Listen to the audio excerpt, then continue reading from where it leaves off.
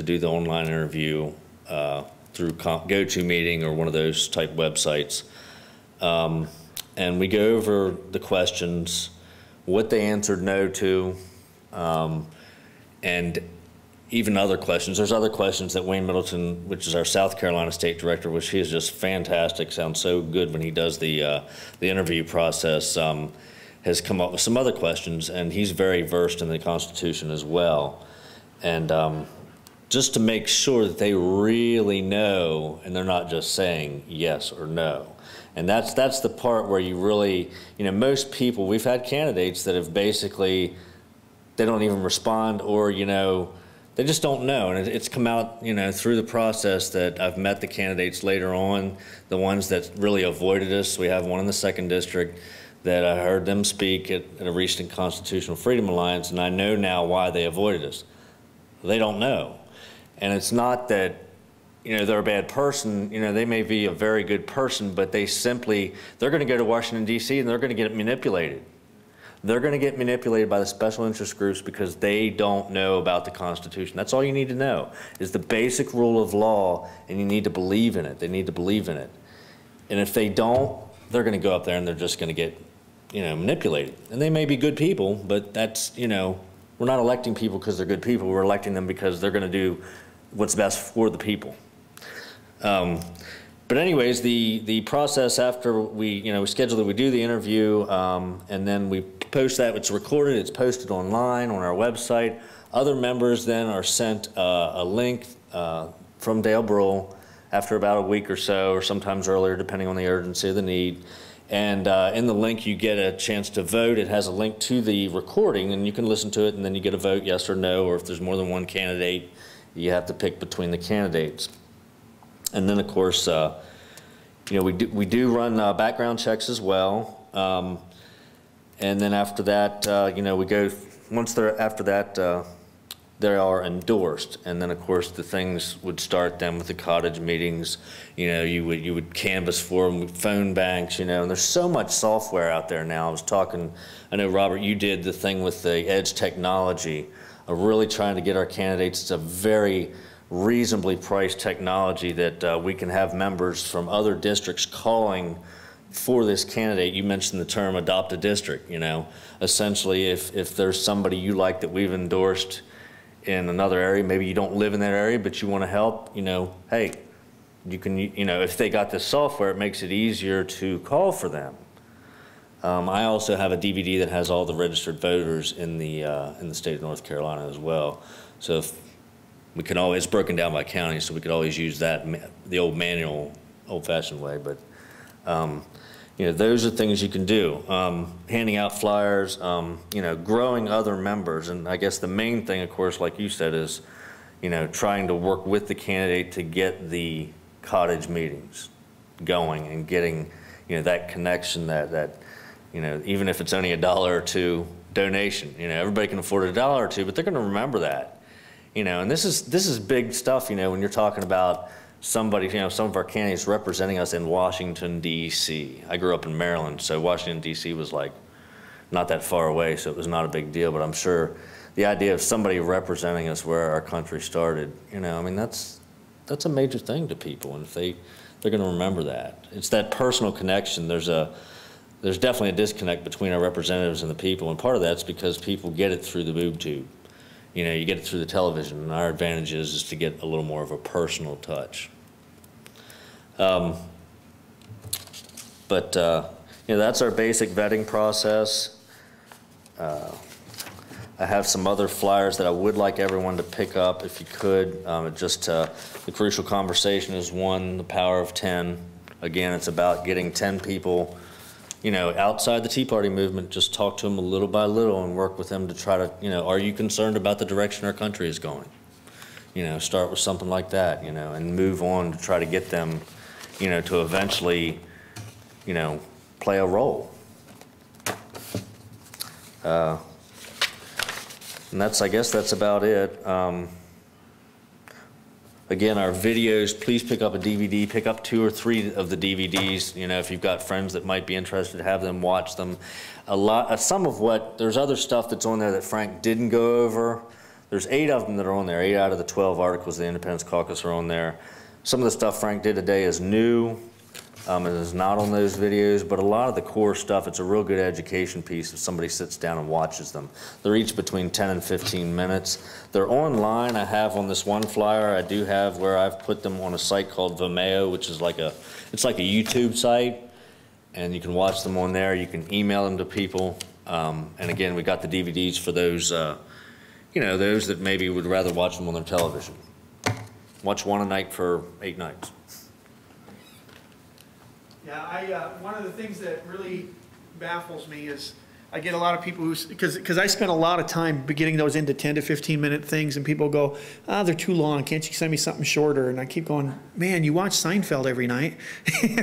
This is only 10 or 15 minutes, you know, give it a shot. But I'm going to close. We're going to be done, we'll be able to get done early here with 2 things. I want to tell you about our success stories of not endorsing candidates, and then wrap it up with a final appeal, I guess, and then we'll move into the meet and greet time, I guess, and questions. And actually, I'll open it up to question and answers before we head off to the meet and greet. You can ask anything you'd like to ask.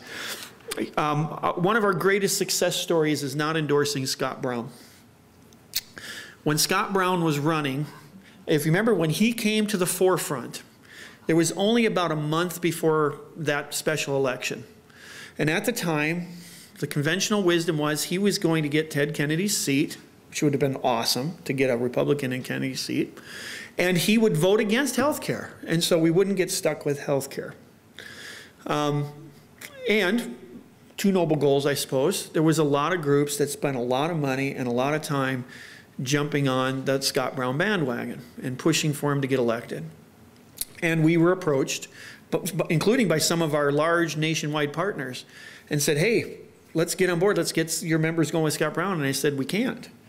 And they said, well, what do you mean you can't? I said, my process, we need to get him to answer a questionnaire. After he does the questionnaire, we have to find a panel of volunteers willing to interview him. We've only got about 30 members in Massachusetts right now. I don't know how we're going to pull that off.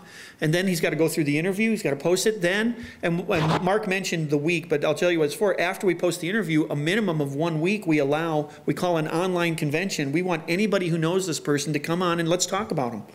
So that if there's any skeletons in the closet, let's find out what they are, you know, or what's your personal experience? What do you think? We let the members debate for a minimum of a week before we ever do a vote. And I said, and then after that, we have to do the vote. We have the voting period, usually is at least 3 days long, you know, so people have time to get their emails and vote. And then, if all of that's done, then we'll endorse them. There's just no time. How can you sit on the, you know, I'd hear a lot, how can you sit on the sidelines? This is so important. And I go, I can't help you. We can't change our system no matter what the circumstances are. Don't you want Ted Kennedy's seat? Sure, I'd love Ted Kennedy's seat, you know. Don't you want to stop health care? Yes. All I can do is tell my members, vote your conscience, or, you know, do what you choose to do, but we can't officially endorse him. That's not what we're about. Well, now, after Scott Brown got elected and he's turned on us, I mean, he's turned on us on almost every vote, and he didn't stop health care from going through, okay? There's a lot of groups that are pretty angry at Scott Brown and feeling pretty betrayed. And I look at that as one of our greatest success stories. It puts it in perspective why it is so important to make them answer the questions, make them go through an interview with their constituents and get it posted for people to look at. It's a pretty good system. I'm going to make that final appeal. I can't find a better system nationwide, or I wouldn't be spending my money and my members' money, you know, traveling around here to North Carolina, as beautiful as the Smoky Mountains are. You know, I wouldn't be spending the time doing this if I didn't have a very good system to offer to the Tea Party groups and the 912 groups and what have you. So the final appeal is, it doesn't matter what the Tea Party group in Henderson or Murphy or Cary, if their mission is different from yours, it doesn't matter. You're not going to get involved with iCaucus and find any top-down structure. You're not going to find anything where you need to compromise what your group is about so you can accommodate what another group is about.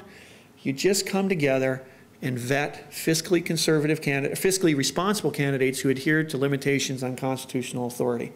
And with that, I would just encourage everybody, if I could ask you to do, just like Jason said, never leave a meeting without asking 3 things. I'm going to ask, two of the three. One, well, actually, I'll ask all three. I'll just do one in proxy. Question number one is there anybody here willing to volunteer? I don't have a candidate necessarily to volunteer, but Asheville Tea Party needs people to volunteer. Independence Caucus needs people to volunteer. If you're willing to volunteer, please sign up on that. It doesn't cost you anything. We need to get united. We need to get people on there. That's number one.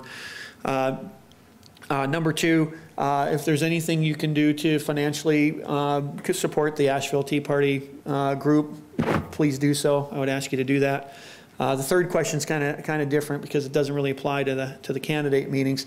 But I'm going to ask you to really think about when I say, instead of, can you hold a meeting like this in your home?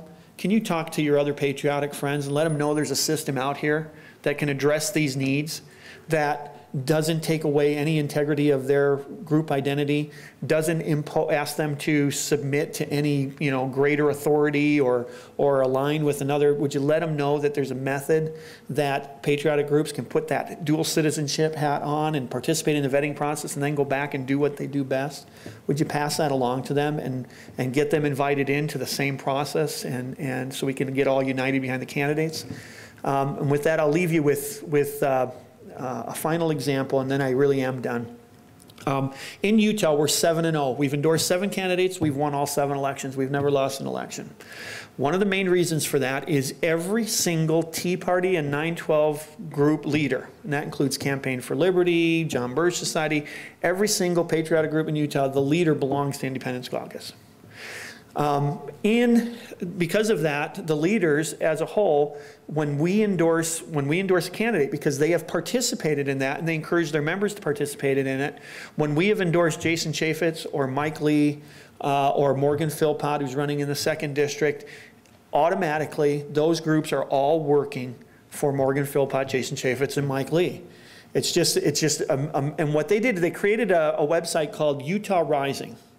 That website is a umbrella organization of all the Tea Party and 912 groups, but that organization does nothing. It's just a website.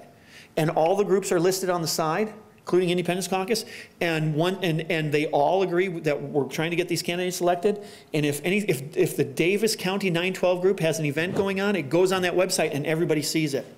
And if somebody's holding meetings for Morgan Philpott in the 2nd district, it goes on that website and everybody sees it. The website becomes a portal for all the groups, but it does nothing else. It's nothing but a communication portal.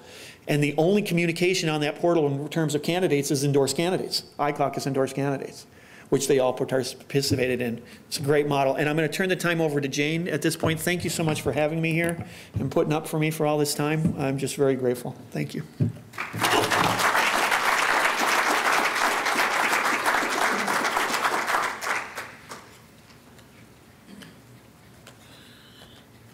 Frank, this is so wonderful, and it's exactly what we needed at exactly the right time.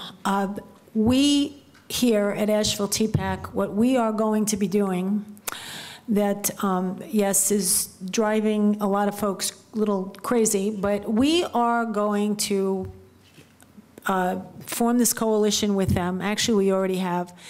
And in the future, after the 2010 election, we are going to expand this vetting process to our judges, to the county commissioners, to all of the local folks, all right? Because all politics is local, and we've got big time things that we need to be addressing here.